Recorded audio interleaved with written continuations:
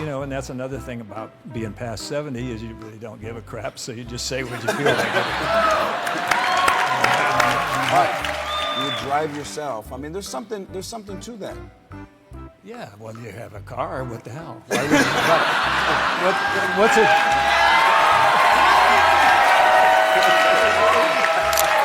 Aging is something most fear, but this legendary actor has a very unique perspective on reaching 90 years of age. I don't think about it.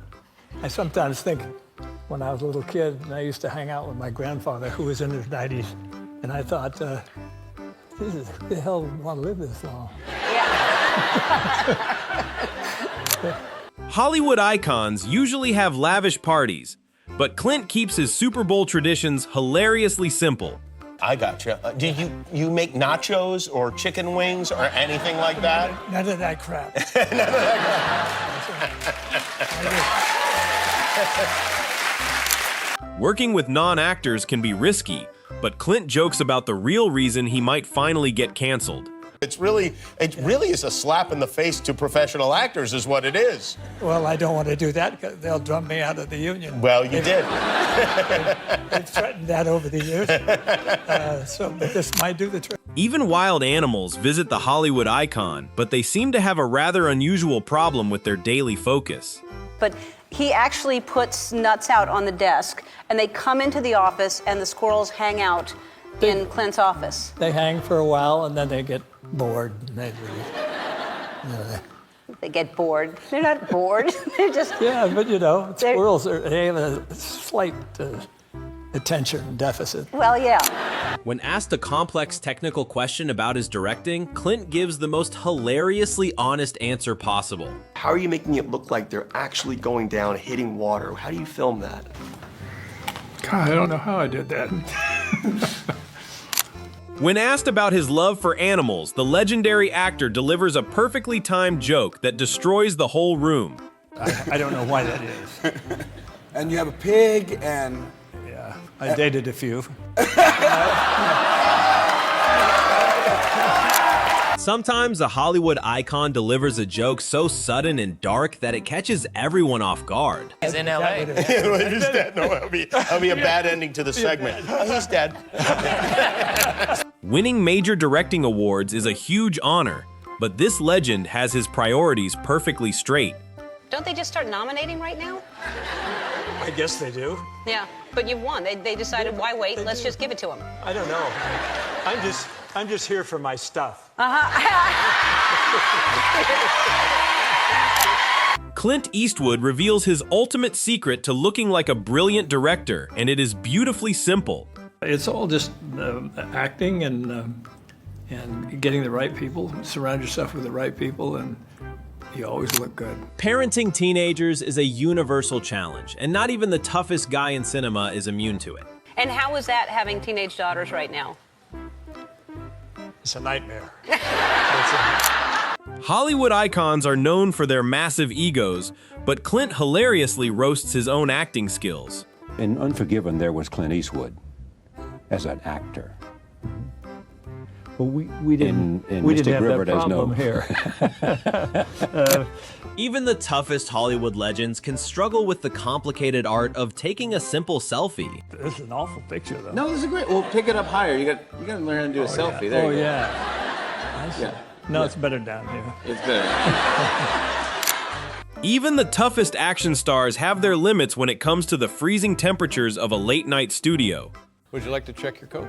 You know, I would have normally checked it, but the temperature is, I know. is quite low in here. I don't know. And you could hang some meat. Directing a terrifying thriller is much easier when you have some very awkward real-life experiences to draw from. Some sort of a weird connection with a weird Woman. female Yes. admirer? Yeah.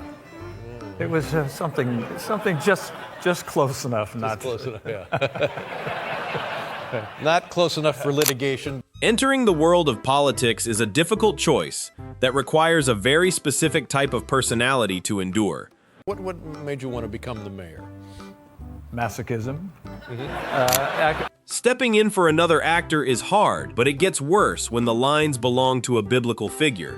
He called me backstage and he said, here, he says, you can do this. And I look at it and it's all written with these biblical terms. And it's written for a man who played Moses, which, needless to say, I haven't done. And Receiving high praise from a respected host prompts the most brilliantly timed, humble reaction from the actor. If The Unforgiven was a masterpiece, then I think that this is equally so. I think that they're just two great defining films in your career. Well, your lips to God's ear, I think.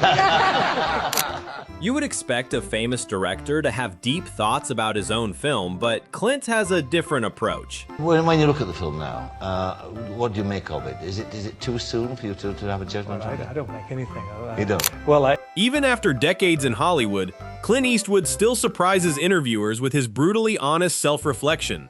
Are you the same person that you've always been? Have you changed a lot? I don't know. I don't look at him. He's different. He's somebody else. well, that's all right. Even after creating a cinematic masterpiece, the legendary director refuses to take any of the credit. So you got a great script, you got a great story, you got great actors. What did you do? nothing. I just Showed up. When you have Actors want to work with him so badly that the usual Hollywood payment system gets completely reversed. So Sutherland says you call and you say, I want you to be in my movie, and you know, the pay is $100,000, and the first thing the actor does is say, who do I send the check to? yeah, he said, give me a few days to raise the money, yeah. Reaching a major milestone age brings wisdom, but sometimes reality hits a little harder than expected. We can say that you're going to turn 80 next year. Can we say that? It's too late. I've said it.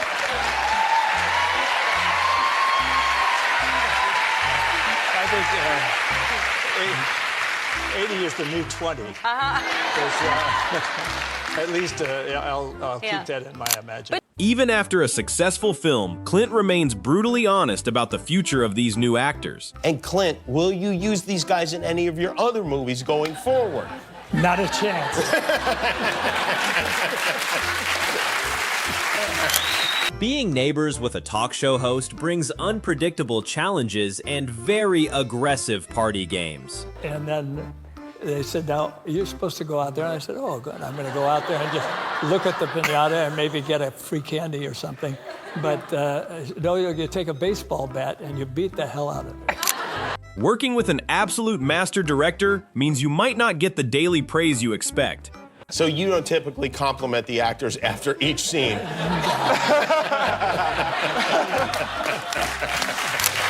Even behind the scenes of the biggest award show, this legendary actor remains completely unbothered. And Howard Koch, who's normally a very cool, collected type person, comes up to me and his hands were going up and down like a Singer sewing machine. And he says, Charlton Heston hasn't shown up. Well, I didn't know he was supposed to be on the show, so I said, yeah, so. Big deal. Yeah. Even Hollywood legends keep their job descriptions surprisingly simple when directing major stars on set. What part do you play with it? What's your job? Well, the main thing is to try not to screw it up. Casting real heroes is one thing, but Jimmy asks a question that gets a perfectly dry response from the director. Did you consider casting the actual terrorist in the movie as well?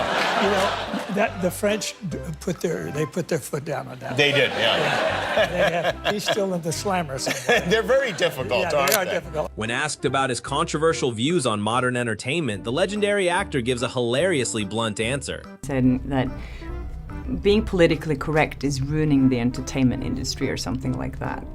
I don't know if I said that, but I said something probably similar. I think it's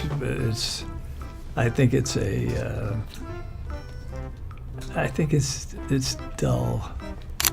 Achieving absolute legendary status in Hollywood does not mean you completely stop questioning your own career choices. And at what point did you think, well, I can actually do this for a living? How did that occur to you? I did think I could do that for a living. In fact, sometimes I still have my doubts. Pitching a movie idea to a legendary Hollywood director usually does not go exactly as planned. Clint, how often do people approach you and say, hey, I've got a book that you should make into a movie? A lot of times. A lot of times. Yeah. And have you ever said yes before? No. No. Hollywood icons often get luxury gifts, but sometimes a giant inflatable snowman is the real surprise. So this is what we've done to your bungalow.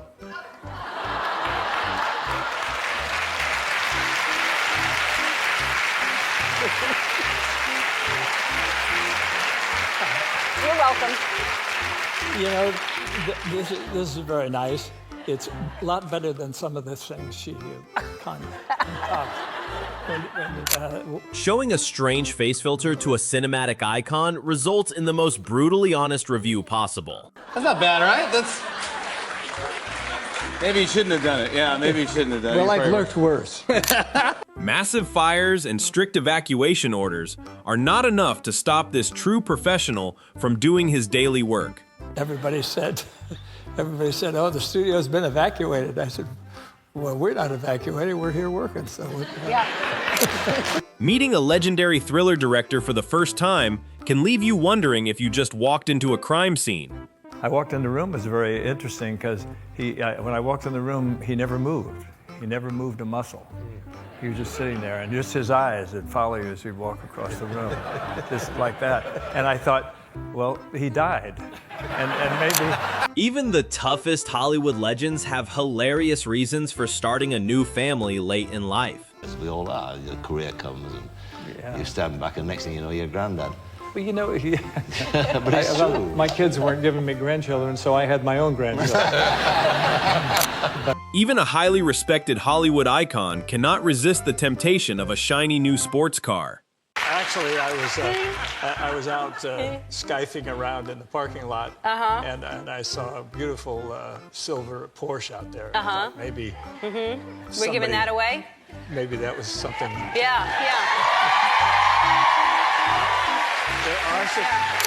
Fans always assume legendary directors have massive master plans, but Clint completely destroys that illusion right here. What is it about these hero stories that attracts you as a director and as a person in general? Why do you want to tell these stories of the real heroes? I don't know. They just came that way.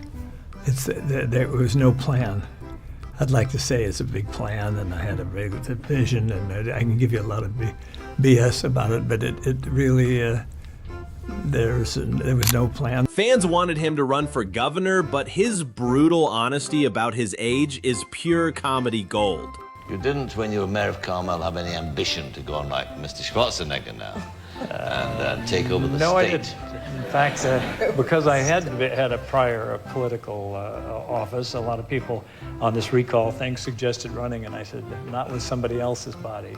And, Action stars are famous for having very few lines, but remembering them can still be highly stressful. You made a joke to yourself. You said fine dialogue. They give a fellow who's never said, what, 12 lines and... I think 3 words. 3 words and 12 12 pictures or something like that. I can't remember what it was at the time. I was having a small attack. The truth behind his iconic tough guy look is actually surprisingly simple and hilarious. You were told you squinted too much. You were told that your voice was too soft, and they said, you'll never make a star. and they were correct. Well, they were right. All of those things. The squinting thing, they thought, everybody thought that was affecting for some particular role, but I just have sensitive eyes to the sunlight at all. Some bitch disappeared on me. Haven't seen him in years. I thought for sure it was an electric bike because it looked like it with that big thing on there. Nope. All right, I believe you. I don't think you're gonna lie. Those aren't my arms either. The legendary actor reveals the most awkward place he ever heard his famous movie theme song playing. And this is true. I hear it in the elevator. The last time I was lightly sedated and rolled in for a colonoscopy, they were playing it on the speakers. He admits to punching his co-star in the face and gives the most hilarious excuse for the accident. Well, he punched you. Yeah, that's right. Well, he punched you. Yeah, of course I punched him. But you weren't meant to punch him, right? Oh, I misread the script. He shares a hilarious story about his father trying to scold him with a crooked and broken finger. But my father used to admonish me sometimes, and he would point at me, but he would be pointing at me, but his finger was going like that. So I would always look. Really made him mad. The legendary actor reveals his true motivation for returning to his famous science fiction movie role. Would you be interested, I said. How much? Show me the money. No, I said, show me the script. Anyway. Performing action scenes can be difficult, but he has a very funny perspective on hitting the other actor. 35 years since the role. Well, how did you find the stunts? I found them extremely difficult, which accounts for the fact that I hit this guy one time. That's show business. The story is that I missed him 99 times. After hearing a dramatic movie summary, he decides that the interview has peaked and looks for a microphone. But there is also a triumph of the human spirit. Okay. I'm invested. All right. What can you add to that? Is there a mic I can drop? The famous actor shows absolutely no mercy when the host explains the freedom of recording a podcast. And you want me to be your friend? Yes, I do. I do. And listen. What can you say on a podcast? You can say anything you want. Anything you like. Well, fuck you. The host points out a hilarious note the actor wrote down to remember his most iconic movie character. Because right there it says Harrison Ford, and then you had to write down Han Solo. Yeah, I did. You can't fucking remember that? No, I can't. I can't remember Han Solo. Are you serious? Yeah, The host demands recognition from the legendary actor, but receives a hilariously brutal memory blank. I appreciate and notice that you know their names cold. You have already forgotten mine. But no, I haven't. And what is it, please? Conan O'Brien. Oh my God! The legendary actor takes audience questions, but immediately regrets his decision when he sees the fan. Are you hungry? Are you hungry? No, not really. He confronts his oldest friend about a secret scandal and leaves the entire studio in absolute shock. You're the one who couldn't keep it in your furry pants. Actually, he's not wearing any kind of, doesn't wear pants. I rest my case. The famous actor shows his hilarious jealousy when the interviewer tries to talk to his handsome younger co-star. Should we talk to Ryan? Yeah, talk to her. You guys need help with the cameras? Can I... Yeah. Cheers. What a morning. You know I don't drink. The veteran actor listens to high praise from his young co-star before delivering a hilariously brutal response. How do you like to be complimented? Is that? I think you're doing great. Okay. I mean, I have no complaints so far. I was just going to say exactly the same thing about you, only I was going to spin it out a little bit. Right. And try and make it sound like I really meant it. Discover the hilarious secret condition the young star demanded before agreeing to work with the cinema legend. Wanted to work with him, and when I read this character, I thought this is perfect. And I mentioned it to them, and they said, well, funny enough, that's who we were thinking of as well. Listen to the ridiculous fake name he chose for himself that got him kicked right out of the studio office. Kurt Affair. That's right. But that was the studio wanted me to change my name. Right. And I came back and said, I'll change my name to Kurt Affair. And then said, get the fuck out of here. Harrison Ford reads a bizarre quote about farming and has absolutely no idea he was the one who said it. Oh yeah, I'm learning a lot about manure. Very interesting. No shit? Really? You're asking me this? I'd have no idea. Are you sure this is me? The iconic actor learns modern slang on set, and his deadpan reaction is absolutely priceless to witness. First you raw dog me in public, and now you burst in my office and raw dog me here. Okay, the character didn't know what raw dog meant, and neither did I. Then they told me. Even legendary movie stars had tough beginnings, but getting fired over extra catering is pure comedy. I do remember I was almost fired for taking 2 donuts instead of my deserved 1. Harrison Ford reveals his shockingly simple and hilarious method for doing a proper ear piercing on live television. Weirdly enough, I can't believe I'm saying this, but we have things here. I was just wondering if you would... You don't need much. You're just an old knitting needle and a bottle of tequila, and I can fix this for you right away. Would you do it? Yeah. The legendary action star makes a hilarious choice when presented with the professional tools for the upcoming procedure. We have a gun, and we have a needle. Which one would you use? I'd use the gun because it's pink and it looks like it's a lot more fun. Yeah. Jimmy Fallon completely panics during the prep work before the actual needle even comes close to touching his earlobe. Ow! Ow! Ow! It's a pen. It's a Sharpie. Ow! It's a Sharpie. Jimmy. Yes. Relax. Harrison Ford brutally explains exactly how he manages to look completely ridiculous while acting in Marvel movies. How easily can you silence the part of your brain that says, I look like an idiot when I'm playing a Red Hulk? You know, the behind the scenes footage of this, you probably look like an insane human being. I don't want to break your bubble, but that's what the money is for. To silence that part of your brain? Gone. The legendary actor shares his secret warning sign for when people need to immediately run away from him on set. What's the tell of Harrison Ford being grumpy on a set? How can I tell if you're not in a good mood? If instead of talking, I'm going.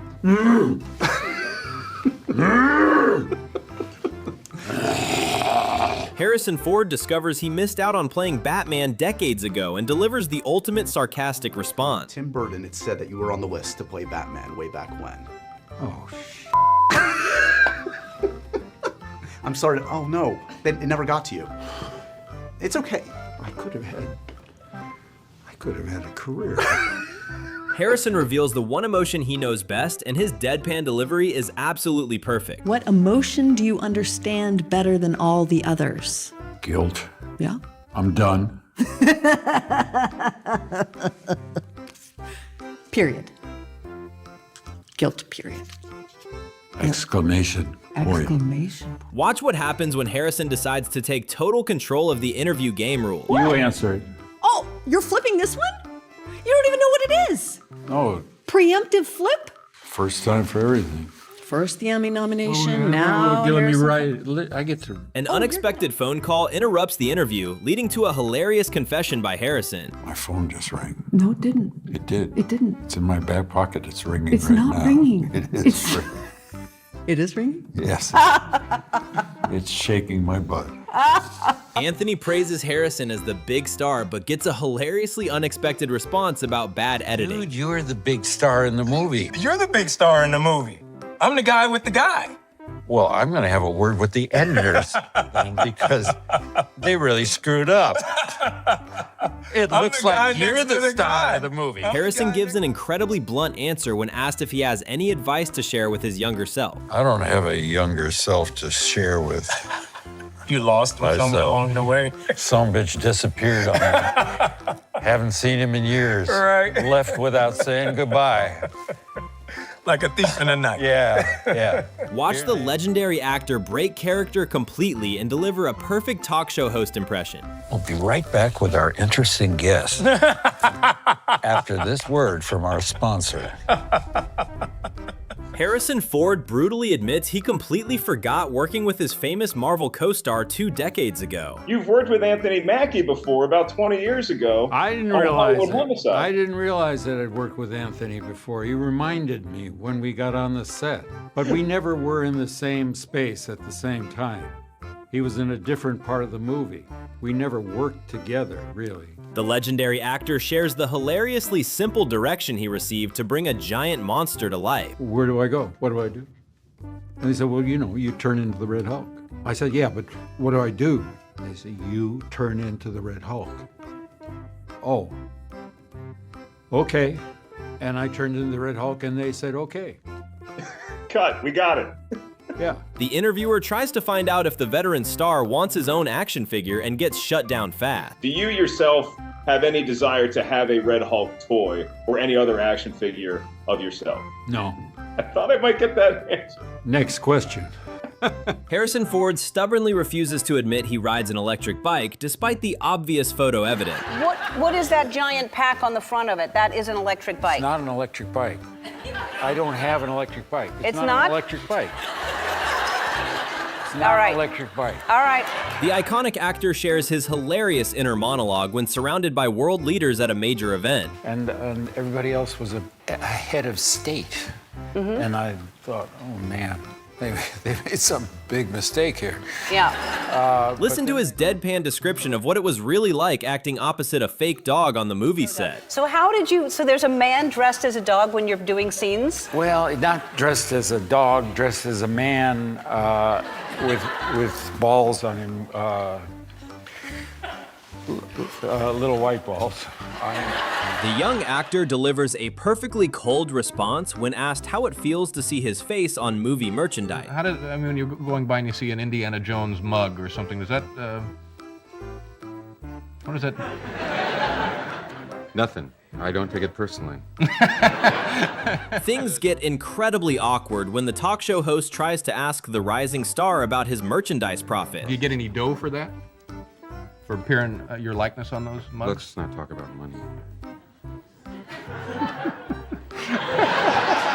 Harrison hilariously exposes exactly what it took for legendary director George Lucas to finally cast him in Star Wars. I don't think he saw me for Star Wars until he'd seen every other living actor between the ages of 7 and 35. The veteran star proves his incredible comedic timing by flawlessly translating a dog bark on the spot. Because think about it, dogs, they understand like what, hundreds of words of ours? We don't understand one dog word, not one. Woof. What did that mean? That could be. See, I didn't know. I have to go pee outside. Okay. The legendary actor casually roasts his famous co-star about his acting skills during a live podcast. But I didn't have any technique. Not that you need it. I mean, just say. Why'd you look at me when you say not that Wow, you need fun. it? Like I have no technique? What the fuck is that, dude? Harrison delivers a heartfelt compliment before destroying the emotional moment with a savage question. Boy, this is the greatest. Thank you. Well day done. What was your I've name, had please? in a very That's long all right. time. Teddy. Thank Teddy. you. Teddy. Teddy. The veteran actor casually explains his movie plot and accidentally cracks up his castmate. And then we introduce our villains, and they are Nazis. I'm just telling you. Nazis aren't funny, but the way So Harrison what? says it is funny. Yeah. But and then we punch some Nazis. When asked about his deepest fear, the Hollywood icon gives the most brutally honest answer. What is your guys' like biggest fear? Wasps. Making a bad movie. What was that? Pardon? My biggest fear is making a bad movie. Oh, that's a good one. The Hollywood legend brilliantly combines their phobias into one hilarious nightmare scenario. Come on, man. No, not happening. Let's go. Skydive in a terrible movie onto a wasp. Skydiving into a wasp nest, triple threat.